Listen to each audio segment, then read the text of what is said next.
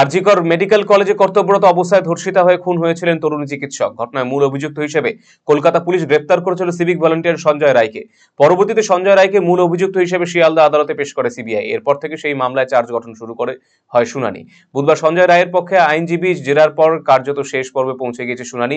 ছুটির দিন ছাড়া প্রতিদিন আদালতে চলছে শুনানি পর্ব। বুধবারও শিয়ালদা আদালতে পেশ করা হলো সঞ্জয় রায়কে। 2024-এর 9 আগস্ট আরজিকর কাণ্ডের পর রাজ্য জুড়ে আন্দোলন সংগঠিত হয়েছে। বিচারের দাবিতে সোচ্চার হয়েছেন সর্বস্তরের মানুষ। নির্যাতিতার আইনজীবী অমর্ত্য দে জানিয়েছেন, সবকিছু ঠিকঠাক থাকলে বৃহস্পতিবার জাজমেন্টে দিনক্ষণ ঘোষণা হওয়ার কথা সম্ভাবনা রয়েছে। সিবিআইয়ের আইনজীবীর উত্তর দেওয়ার পর সাজা ঘোষণার দিন স্থির করবেন বিচারক। ফলে দ্রুত শেষ হওয়ার সম্ভাবনা রয়েছে আরজিকর কাণ্ডের বিচার পর্ব।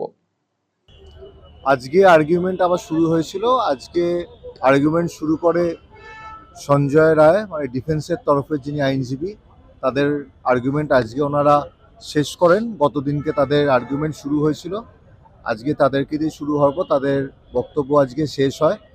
তাদের বক্তব্য শেষ হয়ে যাওয়ার পরেতে যে পিপি রয়েছেন, মানে পাবলিক প্রসিকিউটর সিবিআই এর তরফ থেকে, তারা তাদের রিপ্লাই দেবে যেই বক্তব্যটা নির্যাতিতার পরিবারের তরফে ওনাদের সেই চার্জশিট ওনারা পেশ করেছেন, তাদের বক্তব্য আগে বলা হয়ে গিয়েছিল। তারপরেতে ডিফেন্স বলেছে এই ডিফেন্সের বক্তব্য অনুযায়ী তাদের যে রিপ্লাই সেটা ওনারা আগামী দিন মানে আগামীকাল ফিক্স আপ হয়েছে।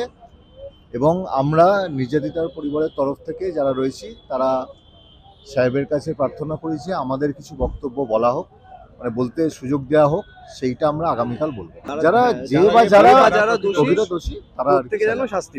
দেখুন, আগামীকাল সিবিআই এর তরফ থেকে যে রিপ্লাইটা তারা দেবে কোর্টের কাছে, তারপরেতে আমরা বলবো। এবং যদি আমাদের আর্গুমেন্ট পর্ব আগামীকাল শেষ হয়ে যায় তাহলে জজ সাহেব এই রায়দানের দিন ঘোষণা করবেন।